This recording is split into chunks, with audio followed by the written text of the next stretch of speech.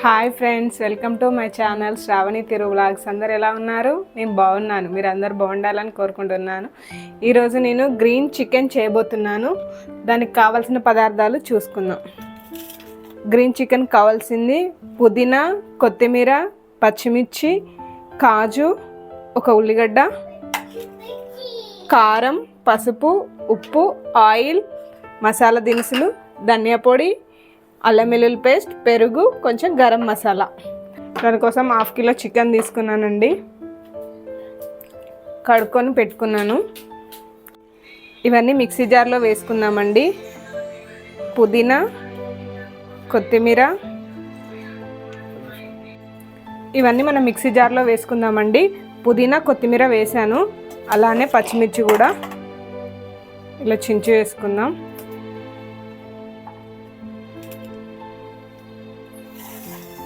అలానే ఈ కాజు కూడా వేస్తున్నానండి. దాంతోపాటుగా ఈ ఉల్లిగడ్డను కూడా కట్ చేసి వేసుకుందాం.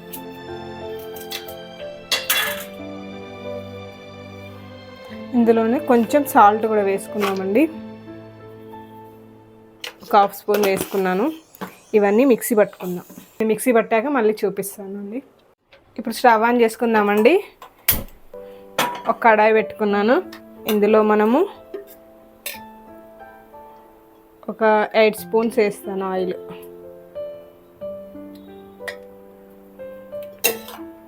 ఇందులోనే ఈ మసాలా దినుసులు కూడా వేసుకుంటానండి. ఇప్పుడు మనకి ఆ మసాలా దినుసులన్నీ ఫ్రై అయిపోయినాయండి. ఇందులోనే 1 స్పూన్ అల్లం వెల్లుల్లి పేస్ట్ వేస్తాను. అలానే ఒక 1/2 స్పూన్ పసుపు కూడా వేస్తాను. అల్లం వెల్లుల్లి పేస్ట్ మనకు పచ్చివాసన పోయేంత వరకు ఇలా కలుపుకుందామండి. తర్వాత మనం పేస్ట్ చేసుకున్నాం కదా, పుదీనా, కొత్తిమీర, పచ్చిమిర్చి, కాజు అండ్ వాటితో పాటుగా ఒక 2 స్పూన్స్ పెరుగు కూడా వేస్తున్నానండి. ఇందులోనే ఇవన్నిటిని ఇందులో వేసుకుందాం. వెల్లుల్లి పేస్ట్ మనకు ఫ్రై అయిపోయిందండి. నేను ముందుగా కడుక్కొని పెట్టుకున్నా కదా చికెన్ని ఇందులో వేస్తున్నాను. స్పూన్ సాల్ట్ వేసుకున్నానండి. సాల్ట్ వేసుకొని మంచిగా కలుపుకుందాం. కలుపుకున్న తర్వాత మూత పెట్టుకుందాం. ఒక 2 మినిట్స్ మూత పెట్టి తర్వాత తీసి చూసుకుందాం. ఇప్పుడు ఒకసారి మూత తీసి చూసుకుందామండి. చికెన్ అనేది మనకు ఆయిల్లో ఫ్రై అవుతుంది. ఇదిగో ఇలా వాటర్ వస్తుంది. ఇప్పుడే మనం కొంచెం ధనియాల పొడి కూడా వేసుకుందాం. 1 స్పూన్ వేసుకున్నాను. అలాగే 1 స్పూన్ గరం మసాలా కూడా వేసుకుంటున్నా. దాంతోపాటుగా 1 స్పూన్, ఒక 1/2 స్పూన్ కారం కూడా వేస్తున్నా. పచ్చిమిర్చి వేసాం కదా, మళ్ళీ కారం ఎందుకని మీకు డౌట్ రావచ్చు, కానీ మంచి కలర్ వస్తుందండి, మంచి టేస్ట్ కూడా ఉంటుంది. ఇవన్నీ ఒకసారి మంచిగా మిక్స్ చేసుకొని ఒక 2 మినిట్స్ అలా మూత పెట్టుకొని ఉంచుకుందాం. ఇప్పుడు ఒకసారి మూత తీసి చూసుకుందామండి. ఓకే, ఇది ఆయిల్లో ఫ్రై అవుతుంది. ఇందులోనే ఇందాక నేను మిక్సీ పట్టి పెట్టుకున్నాను కదా, కొత్తిమీర, పుదీనా, కాజు, పచ్చిమిర్చి, పెరుగు వేసి ఆ పేస్ట్ ఇందులో వేసుకుందాం మనం.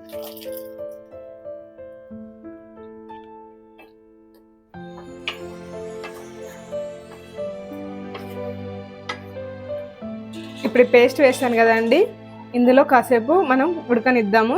ఒక 5 మినిట్స్ మూత పెట్టి ఇలా ఉడికించుకుందాం. తర్వాత మూత తీసి చూసుకుందాం. ఇప్పుడు ఒకసారి మూత తీసి చూసుకుందామండి. ఇప్పుడు మనం వేసిన పేస్ట్తోని వాటర్ బాగానే వచ్చింది, అని కొంచెం వాటర్ వేసుకుందాం. అందులో మిక్సీ పట్టుకున్నాను కదండి, ఆ వాటరే వేస్తున్నాను. సరిపోతుంది ఇవి. ఇది మొత్తం ఉడికిన తర్వాత మనకి దగ్గరికి వస్తుంది. అప్పుడు చూద్దాం. ఒకసారి కలుపుకుందామండి ముద్దేసి.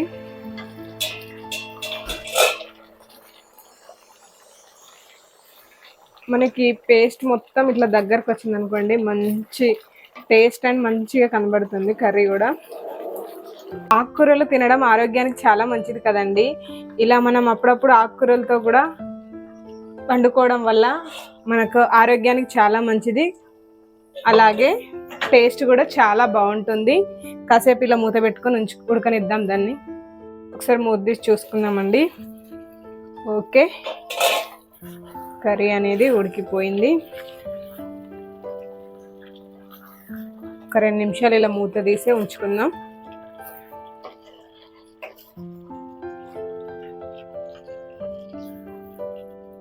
కర్రీ అయితే చాలా చాలా బాగా వచ్చిందండి. టేస్ట్ కూడా చాలా చాలా బాగుంటుంది.